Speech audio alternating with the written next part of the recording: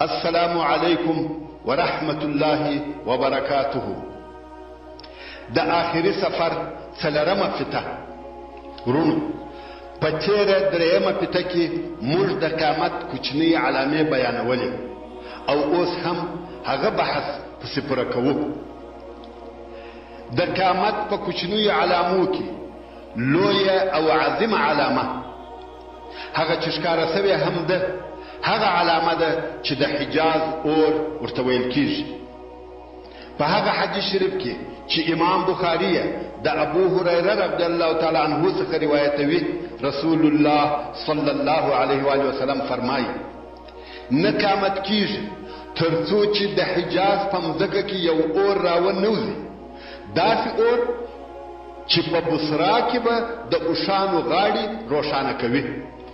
بصرا د جزیرة العرب او شام پر حدودو د یو ځای نوم دی، او د حدیث شریف مقصد دا دی چې په حجاز کې به دونه لوی اور بل سي چې روښنایي به شام ته رسیږي، او دغه اور ښکاره سوی او بل سوی هم دی. علماء کرامو د دغه اور واقعه په ښه تفصیل سره بیان کړې ده چې د هغې جملې څخه د تاریخ لوی استاد علامه ابن کثیر رحمه الله په هغه تاریخ کې چې د 654 هجري قمري کال واقعات بیانوي د دغه اور بیان کړی دي، او نورو ډیرو علماو هم دغه اور ته اشاره کړې ده. یو د هغو علماو څخه چې دغه اور واقعات یې په تفصیل سره بیان کړي دي امام حافظ شهاب الدین ابو شهامه المقدسي دی. اوس به د هغو لیکنو څخه چې دغه اور په باره کې سوي دي ځینې لیکنې وړاندې شي. سنه 654 د جمادی الاخرې د میاشتې درېیمه او د چهارشنبې شپه وه. په مدینه منوره کې د چاودنې ډېر لوی آواز وسو، او بیا یوه لویه زلزله وسوه چې مځکه، دیوالونه، چتونه او دروازې ولړزول. دغه زلزله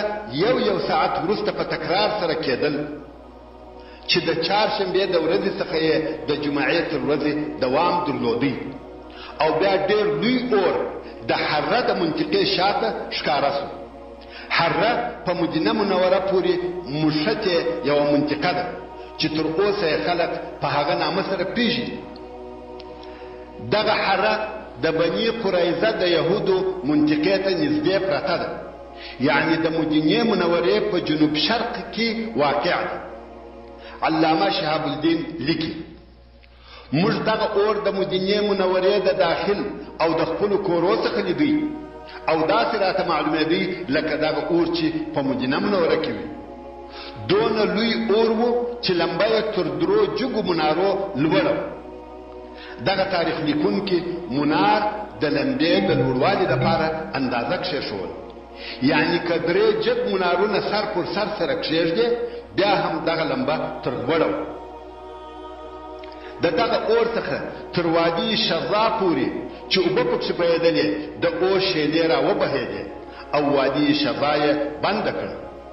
دغه اور نور هم پکښې را بهېدی. لیکونکی وایي: موږ یوه ډله د اور د لیدلو دپاره راووتلو او ومو لیدل لکه د اور غرونه چې را بهېږي، او حره چې د عراقي حاجانو لار وه بنده سوه، او دغه اور نور هم پسې را بهېدی تر څو چې حره ته را ورسېدی او د مدینې منورې پر طرف را رهیبو. خو دغه اور هغه وخت ودرېدی چې موږ پر دې وبېرېدو چې موږ ته به راسي. ټول خلک پر دې بېرېدل چې دغه اور مدینې منورې ته راځي، مګر اور د شرق پر طرف په بهېدلو شروع وکړه، او د اور له منځه ډېرې لویې غټې صخرې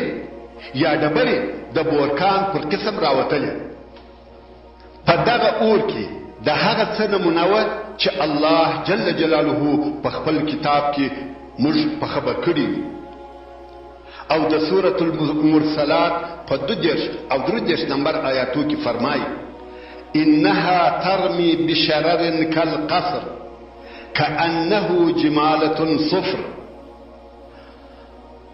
الله جل جلاله د دوزخ د اور حال بیانوي او فرمایي: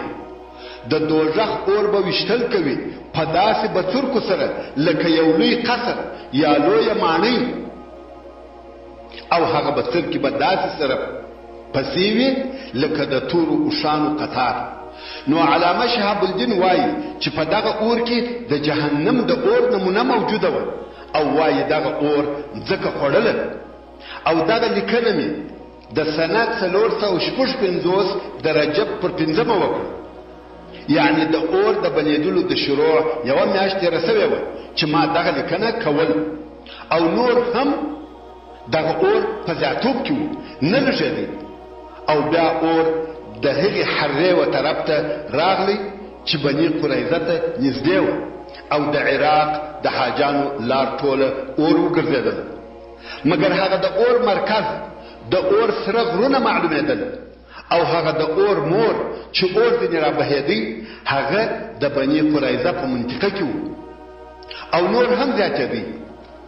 خلق نه پوهېدل چې پس له دغه نور څه کېږي او الله جل جلاله دې خاتمه په خیر کړي. علامه شهاب الدین وایي د دې وس او قدرت را سره نسته چې دغه اور تعریف او توصیف پوره درته بیان کم. دغه اور د ینبوع څخه د ینبوع خلقو لیدي او خپل قاضي چې ابن سعد نومېدی د دې لپاره راولېږي چې ولاړ شه وګوره دغه څه کیسه ده. هغه هم راغلی خو د اور د لویوالي او شدت په سبب هغه هم دغه اور تعریف یا حال نسوای بیانولی. ابو شهامه چې اصلا د شام دی وایي په دغه وخت کې هلته زموږ سره په دمشق کې د لمر کسوف او د سپوږمۍ خسوف پیدا سو. لمر او سپوږمۍ تندرې ونیول نو د دغه کسوف په سبب د لمر روښنایي لږ او ضعیفه سوه. نو د لمر د شعاع او د ضعف په سبب دغه اور د روښنایي تاثیر په شام کې معلومېدی او بیا یو اور ښکاره سو چې سرې ژبې یې درلودې یعنی د سرو لمبو ژبې وې لوړې په هوا کې اسمان ته پورته کېدې او ډېرېدې. خلق ډېر وبېرېدل او له هره طرفه مسجد نبوي ته راغله. سرونه یې لڅ کړل پر خپلو ګناهو یې اقرار او اعتراف کاوه او الله جل جلاله ته دعاوي او زاری کولې. لویان او کوچنیان نارینه او ښځې ټول له بیرې د خپلو کورو راووتل په صدق او اخلاص یې الله جل جلاله ته توبې ایستلې. د اور سروالی ټول اسمان پټ کړی و شپه یې لکه ورځ داسې روښانه کړې وه. د خلقو یقین و چې مرو او هلاکیږو. په دغه شپه ټول خلق په عبادت اخته وه. څوک لمونځ کوي څوک قرآن مجید وایي زاری او دعاوې کوي د ګناهو څخه توبې کاږي. اور پر خپل ځای ودرېدی د مخه پر مدینه منوره را رهي و مګر دغه دعا ژړا او زاروی سره اور پر هغه خپل ځای ودرېدی. هغه زیاتېدل یې مخ پر کمېدلو سوه لمبې یې لږ سوې. د اور د شروع څخه یوه میاشت وروسته زه دغه حالات لیکم او دا داسې وخت دی چې اور پر خپل ځای ولاړ نه مخته راتلی او نه شاته تلی. دا د علامه شهاب الدین لیکنه. همدارنګه د لوی علماو څخه یو بل لوی عالم چې په دغه وخت کې ژوندی و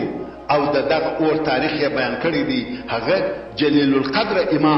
امام نووي رحمه الله دی. هغه هم دغه اور د صحیح مسلم په شرح کې ذکر کړی دی او وایي زموږ په زمانه کې په سنه 645 کې په مدینه منوره کې یو اور ښکاره سو چې ډېر لوی او عظیم اور و. د مدینې منورې د شرقي طرفه د حره د شا څخه شروع سو. دغه اور خبر او آوازه د شام په ټولو ښارو کې نشر او خپره سو. ما ته دغه اور خبر او حال هغه چا ووایه چې د اهل مدینې څخه و او دغه اور ته حاضر و. رسول الله صلی الله علیه و آله وسلم صادق دی چې فرمایي لا تقوم الساعة حتى تخرج نار من أرض الحجاز تضيء أعناق الإبل ببصرة رواه البخاري. يعني نقامت کیږي ترڅو چې د حجاز په مځکه کې یو اور راونوځي داسې اور چې په بصره کې به د اوښانو غاړې روښانه کوي. دغه اور د قیامت په کوچنیو علامو کې هغه عظیمه علامه ده چې ښکاره سوې هم ده. په په هغه حج شریف کې چې رسول الله صلی الله علیه و وسلم مسلمانانو ته زیری پس د زیرو ورکوي، او امام مسلم یې د نافع رضی الله تعالی عنہ څخه روایتوي، رسول الله صلی الله علیه و وسلم فرمایي تاسو به د جزیرة العرب سره جنگ وکړئ، الله جل جلاله به در فتح کې، بیا به د فارس سره جنگ وکړي، الله جل جلاله به در فتح کې، بیا به د روم سره جنگ وکړي، الله جل جلاله به در فتح کې، او بیا به د دجال سره جنگ وکړي، الله جل جلاله به در فتح کې. دا ټول زیری دي چې رسول الله صلی الله علیه و وسلم یې واقعي مسلمانانو ته ورکوي، او رسول الله صلی الله علیه و وسلم د خپل وخت مسلمانانو ته راتلونکي تاریخ بیانوي چې په راتلونکي وخت کې به څه پېښه شي. اول د جزیرة العرب فتح ده، او بیا به الله جل جلاله فارس در فتح کړي، بیا به د روم سره جنگ وکړي، هغه به هم الله جل جلاله در فتح کړي، او بیا به د دجال سره جنگ وکړي، او الله جل جلاله به پر هغه هم بری درکړي. یعنی د دجال در راتګ څخه مه بیریږئ، بیا هم آخري کامیابي ستاسې مسلمانانو ده. همدارنګه د قیامت د نورو عظیمو علامو څخه چې ځینې یې ښکاره سوي دي او ځینې یې تر اوسه نه دي ښکاره سوي، هغه حدیث شریف دی چې امام بخاري رحمه الله یې د عدي ابن حاتم الطائي رضی الله تعالی عنه څخه روایتوي. عدي ابن حاتم الطائي رضی الله تعالی عنه وایي زه د رسول الله صلی الله علیه و وسلم سره وم چې یو سړی ورته راغلی او د لوږې شکایت یې ورته وکړی، او بیا بل نفر راغلی د لارې وهونکو غلو شکایت یې وکړي. رسول الله صلی الله علیه و وسلم چې دغه شکایتونه واورېدل، عدي ته یې وکتل. عدي هم دغه اوس راغلی دی چې مسلمان یا دغه اوس مسلمان سوی دی. مقصد دغه ورځ د عدي رضی الله تعالی عنہ د اسلام راوړلو ورځ ده. نو عدي وایي رسول الله صلی الله علیه و وسلم راته وویل یا عدي ایا حیره دې لیدلې ده؟ حیره په عراق کې د یوه ښار نوم دی. ما ویل لیدلې مې نه ده، خو د هغه حالات مې اورېدلي دي. رسول الله صلی الله علیه و وسلم وفرمایل که ژوندی پاته وې وبه وینې چې یوازې یوه ښځه د حیره څخه سفر کوي تر څو پر کعبه شریفه طواف وکړي،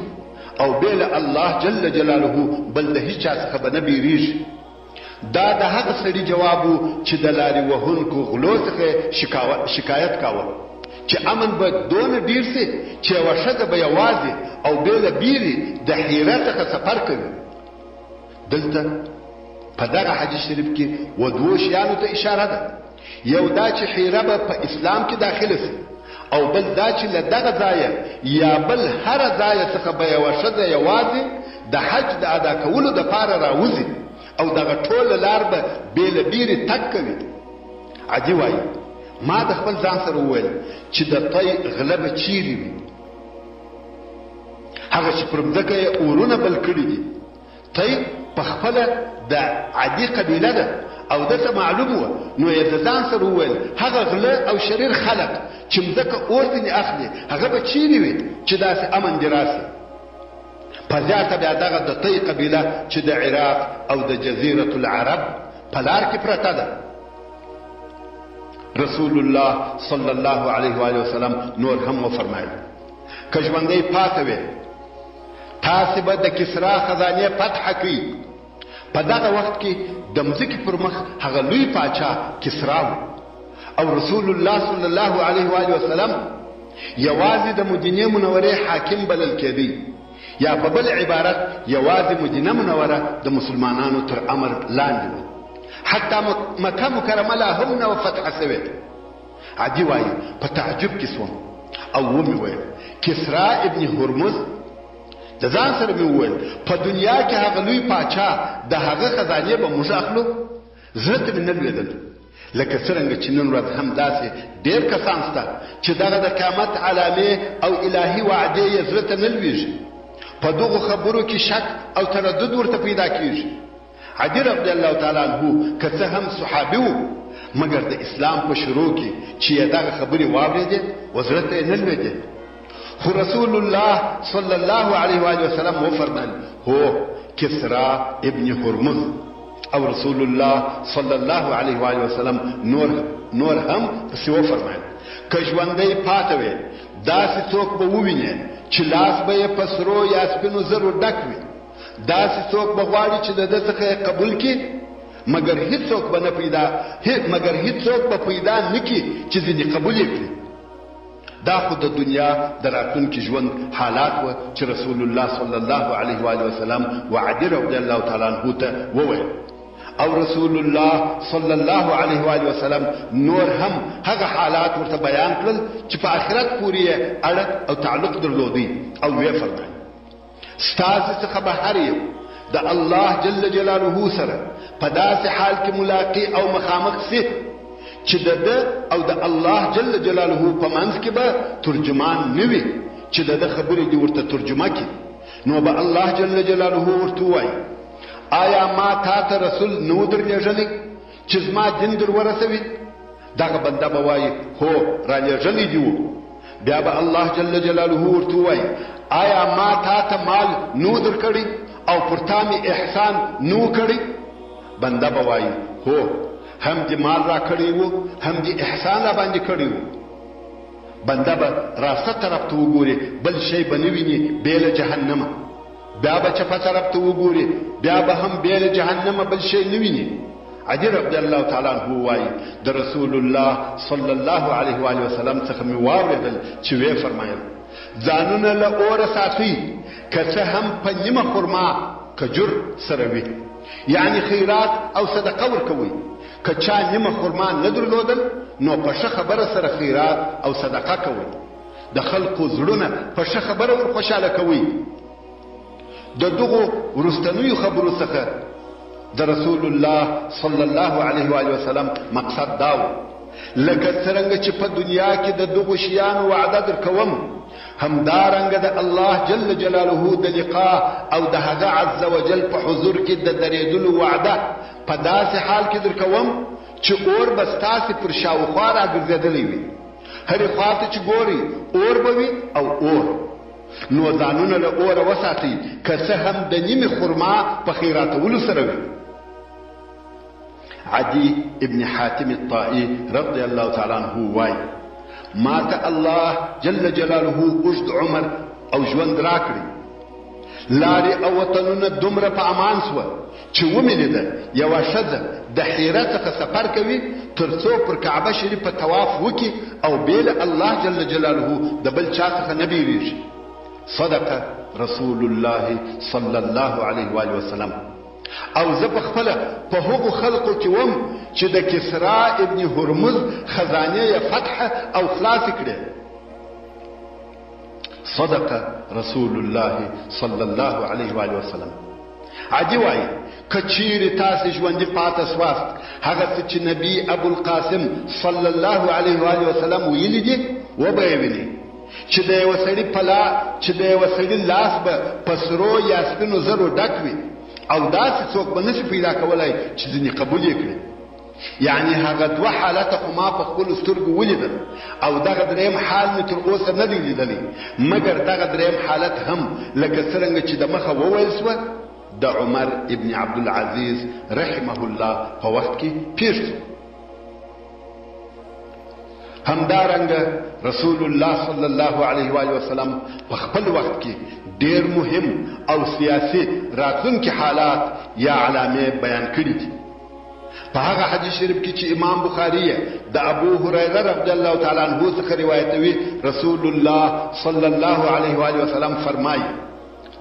کله چې کسرا مړ شي تر ده وروسته بل کسرا نشته، دا آخري کسرا دی. او کله چې قیصر مړ شي تر ده وروسته بل قیصر نشته، دا آخري قیصر دی. تر ده وروسته د روم پاچهي سره ویشل کیږي. او قسم مې دې په هغه ذات وي چې زما نفس د هغه په اختیار کې دی چې تاسې به د دوی خزانې د الله جل جلاله په لار کې خرڅې او مصرف کړي. او داسې هم پیښه سوه. د راتلونکي وخت په باره کې چې رسول الله صلی الله علیه و آله وسلم کم حالات یا علامې ویلي دي هغه ټول پیښ شوي دي. صادق المصدوق صلی الله علیه و آله وسلم په خپل ټول اقوالو کې صادق دی، علیه افضل الصلاة والتسلیم. په هغه حدیث شریف کې چې امام احمد او د حدیث نور امامان یې د عبد الله ابن عمرو ابن العاص رضی الله تعالی عنہ څخه روایتوي او د حدیث علماو هم صحیح حدیث بللی دی. عبد الله ابن عمرو رضی الله تعالی عنهما وایي موږ د رسول الله صلی الله علیه و آله وسلم پر شاوخوا ناست او د هغه خبرې مو لیکلې چې د رسول الله صلی الله علیه و آله وسلم څخه پوښتنه وشوه چې له دغو دوو ښارو څخه کم ښار اول فتح کیږي، قسطنطینیه که روم؟ رسول الله صلی الله علیه و آله وسلم وفرمایل اول د هرقل ښار چې قسطنطینیه ده فتح کیږي او دغه ښار ته اوس استنبول ویل کیږي. او دا هم پیښه شوه چې قسطنطینیه چې د نن ورځې استنبول دی د محمد الفاتح رحمه الله د حکم په وخت کې فتح شوه. که چیرې الله جل جلاله اوږد ژوند درکړي د روم فتح به هم وویني ان شاء الله تعالی. دا خبره ومني ځکه دا د صادق مصدوق صلی الله علیه و آله وسلم قول دی.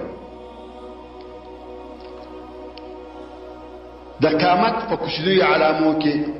د مغولو یا تتار سره جنگونه، همدارنګه په ډیرو احادیثو کې د مغولو یا تتار د جنگو او تجاوزو خبر ذکر شوی دی. په حدیث متفق علیه کې هغه چې امام بخاری او امام مسلم یې د ابو هریره رضی الله تعالی عنہ څخه روایتوي وایي رسول الله صلی الله علیه و آله وسلم وفرمایل تر هغو نه قیامت کیږي تر څو د ترکانو سره جنگ ونه کوي. د عربو په اصطلاح کې ترک و مغولو ته ویل کیږي، نه دغه ترکان چې نن ورځې موږ پیژنو. په پاته حدیث شریف کې په خپل رسول الله صلی الله علیه و آله وسلم د هغو شکل او قیافه راته بیانوي او فرمایي د هغو کوچنۍ سترګې دي، سره مخانې دي، لندې او پټې پزې دي. مخانې لکه ټکول سوي سپرونه، یعنی پټ او برداره مخانې دي. او تر هغو نه قیامت کیږي چې د داسې قوم سره جنگ ونه کړي چې چوټې به یې د اوژغونو یعنی د حیواناتو د وریښتانو څخه وي. تتار یا مغولیانو دغه د وریښتانو چوټې په پښو کولې. امام نووي رحمه الله وایي دغه خلک یا دغه ترکان چې رسول الله صلی الله علیه و آله وسلم د هغو په باره کې دغه خبرې کړې دي زموږ په زمانه کې پیدا شو. امام نووي رحمه الله د مغولو په عصر کې ژوندی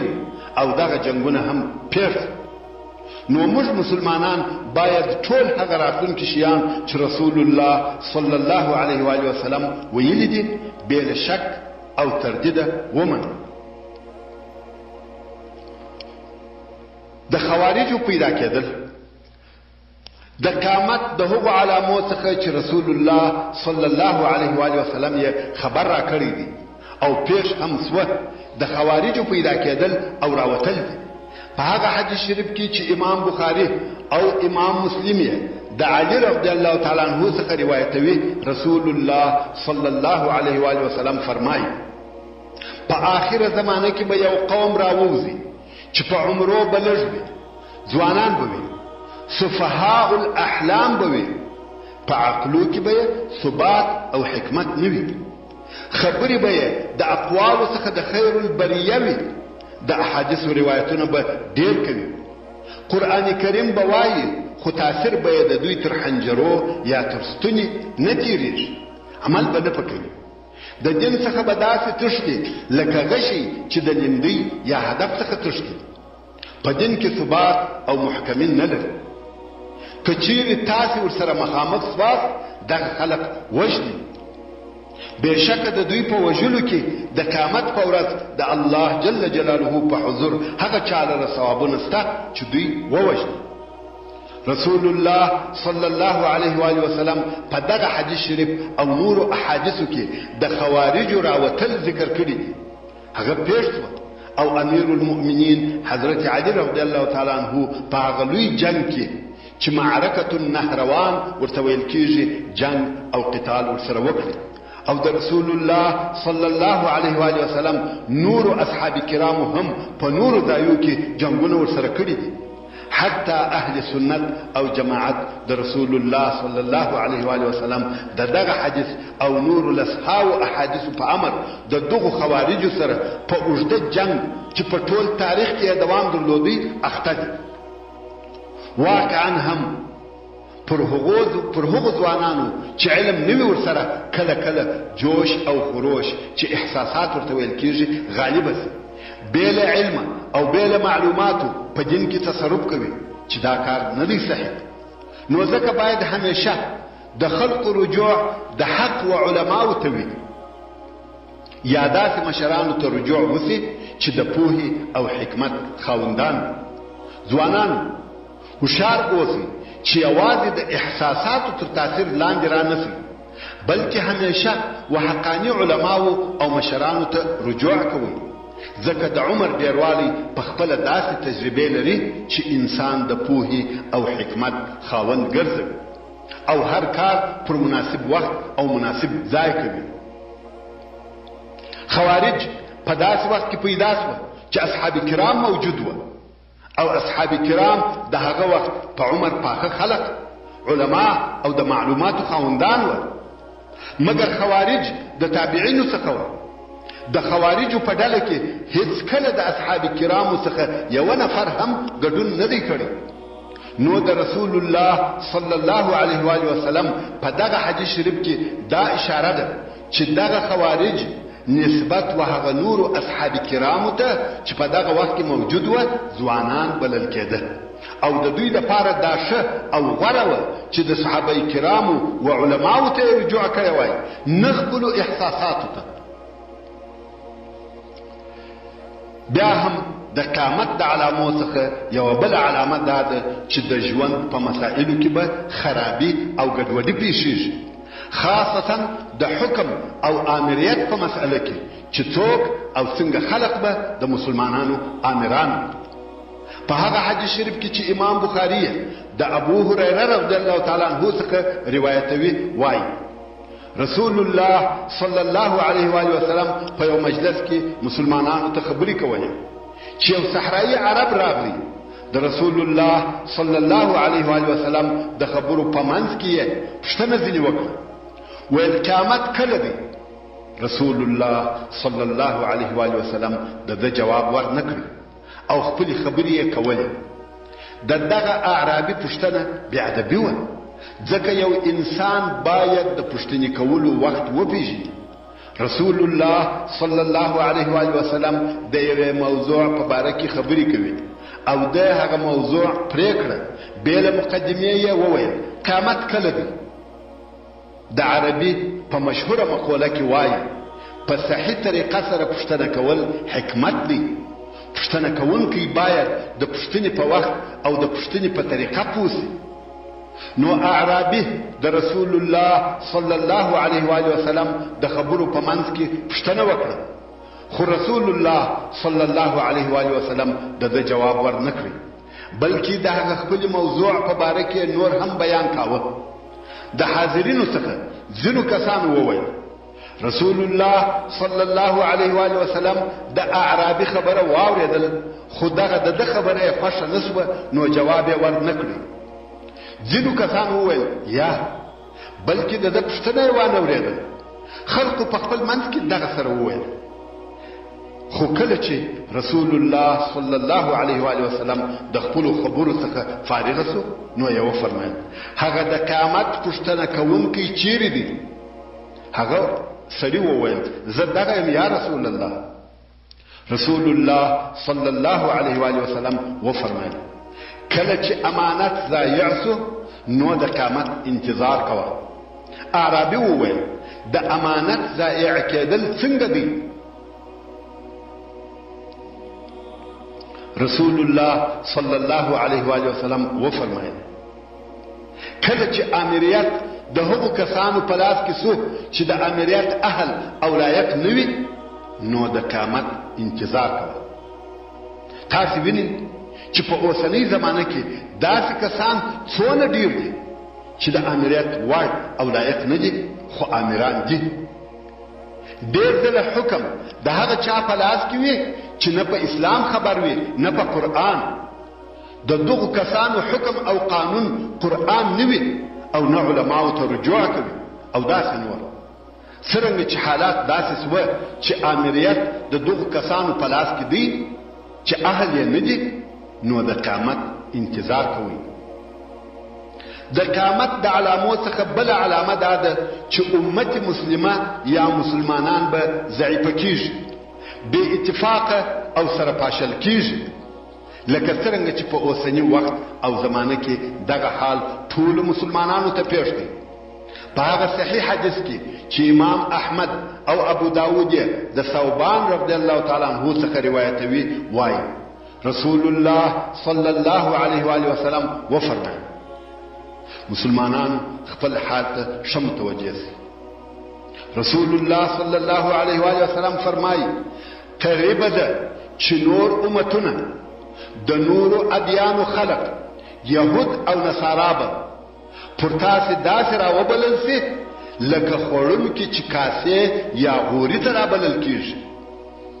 تاسو په مهمانیو او ودو کې لیدلي دي چې خواړه کښېښول سي او بیا پر خلقو غږ وکړي چې مهرباني وکړئ خواړه تیار دي.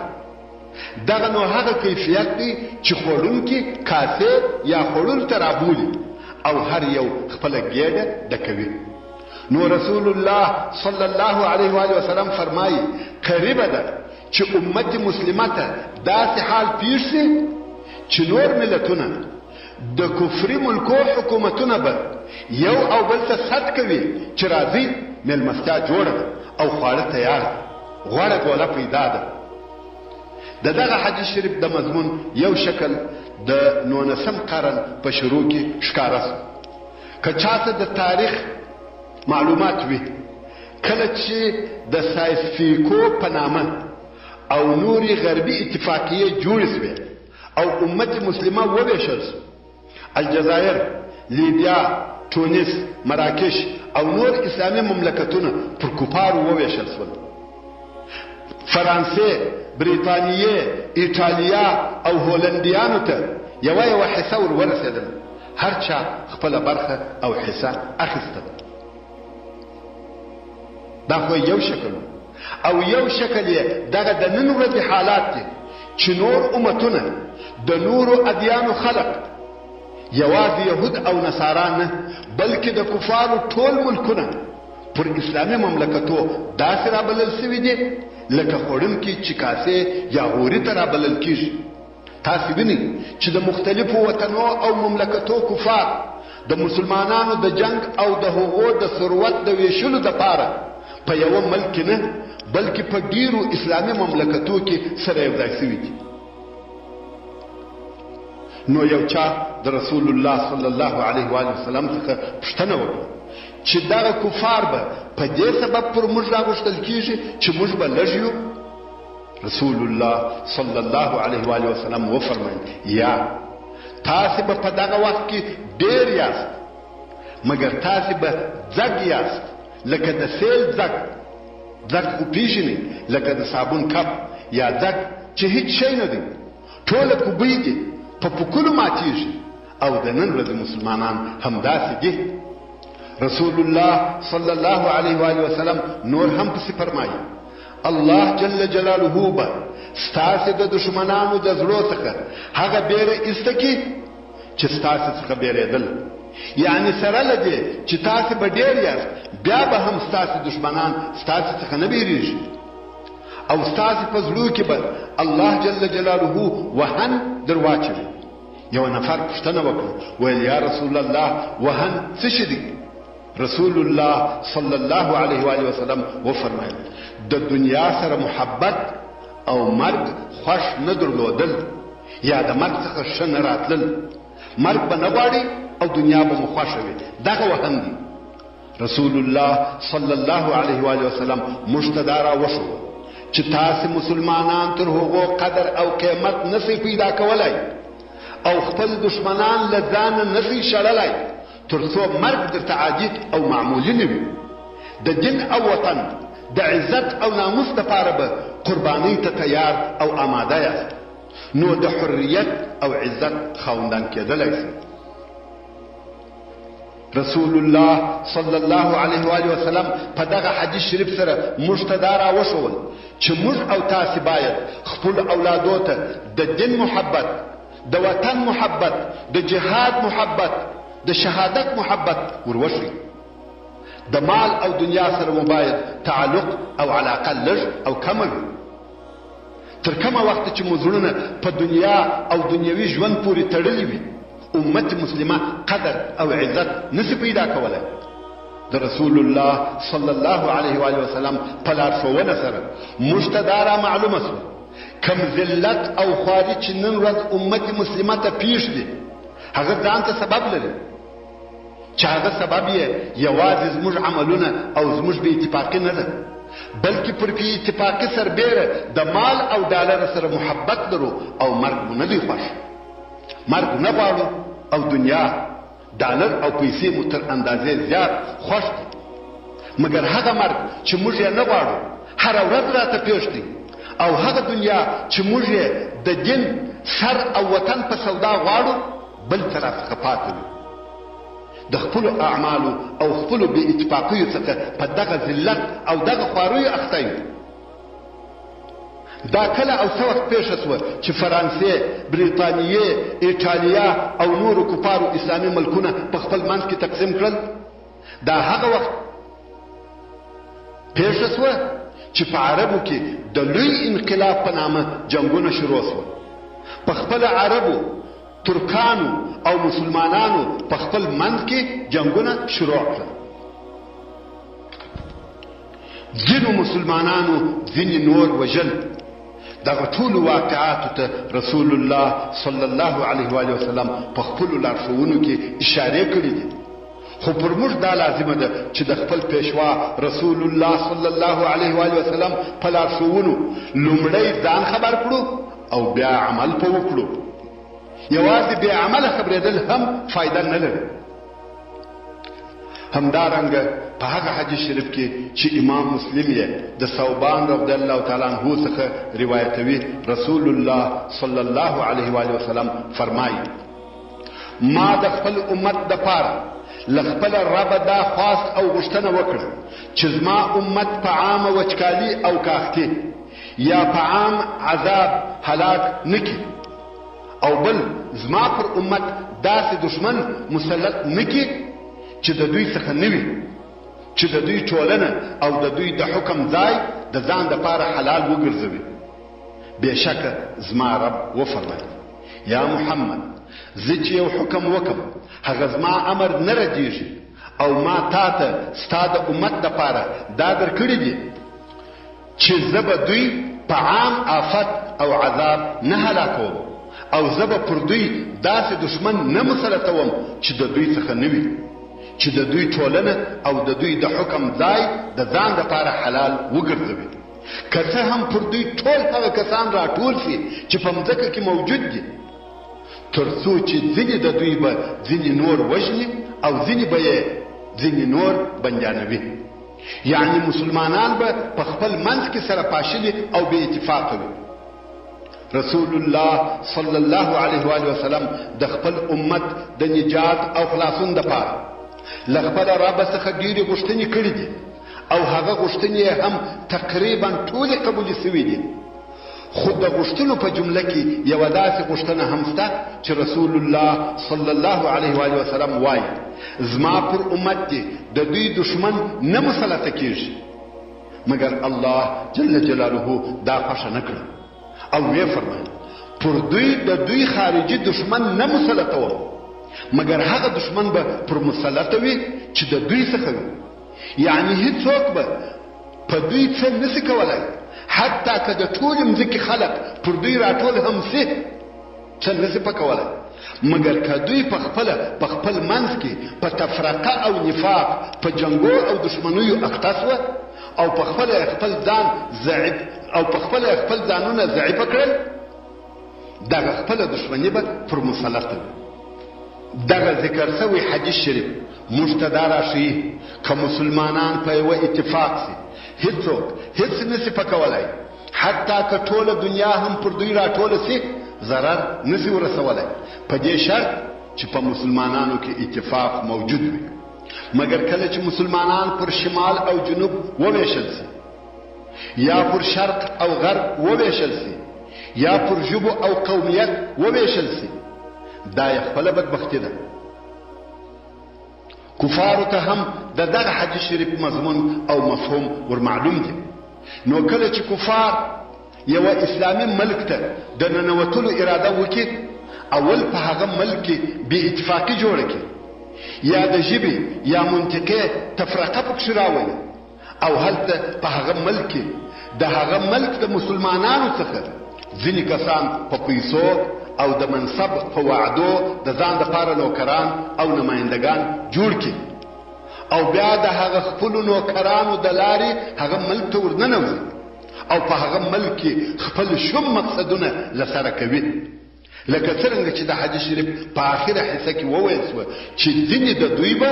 ځینې نور وژني او ځینې به یې ځینې نور بندیانوي که په مسلمانانو کې دغه بې اتفاقي او دغه کورني جنګونه نه وي کفار هیڅکله نسي کولی چې د مسلمانانو ملک ته دې داخل سي یا دوی ته دې ضرر ورورسوي او موږ ولیدل چې مسلمانانو په خپل منځ کې جنګونه سره وکړل او ځینې یې تر اوسه هم په جنګو سره اخته دي د اسلامي ملکو فوج او عسکر د دې دپاره روزل کېږي چې مسلمانان د مسلمانانو څخه وساتي یا خو حکومتونه د خپل ولس څخه وساتي یوازې ماته نه بلکې تاسې ته به هم داسې ملک نه وي در معلوم چې فوج او عسکرو دې د کفارو په مقابل کې د خپل دین او خپل وطن ساتنه کړې وي د الله جل جلاله څخه دا خواست او غوښتنه کوم چې امت مسلمه ته ژر تر ژره اتحاد او اتفاق ورکړي او هغه وخت به بیا د مځکې د مخ حکومت او امریت د مسلمانانو په لاس کې وي لکه د اسلام په شروع کې چې داسې وه تاسې د رسول الله صلی الله علیه و وسلم و هغه پیشګویي ته نه ګورئ چې په خپل وخت او د اسلام په شروع کې د اسلام د مستقبل په باره کې فرمایلي دي په هغه حدیث شریف کې چې امام احمد او بیهقي د مقداد ابن الاسود رضی الله تعالی عنه څخه روایتوي وایي رسول الله صلی الله علیه و وسلم وفرمایل د مځکې پر مخ به هیڅ کور که د خټو وي که د وړیو که تعمیراتي کورونه دي که کږدۍ یا خیمې دي پاته به نسي مګر الله جل جلاله به هغو کورو ته کلمه د اسلام ورننه باسي په عزت د عزتمن یا په ذلت د ذلیل یا به دغه خلق الله جل جلاله په اسلام سره عزتمن کړي د اسلام د اهل څخه به یې وګرځي یا به هغه خلق الله جل جلاله ذلیل کړي او اسلام ته بخښته هغه وخت چې اسلام یوازې دا نه چې ټولې دنیا ته نو رسېدلی بلکې په جزیرة العرب کې هم پوره نو نشر شوی رسول الله صلی الله علیه و وسلم وفرمایل چې د مځکې پر مخ به داسې کور نسي پاته چې دین د اسلام دې نه ور ورسېږي که چا دغه دین قبول کړي هغه به په دغه دین سره عزتمن سي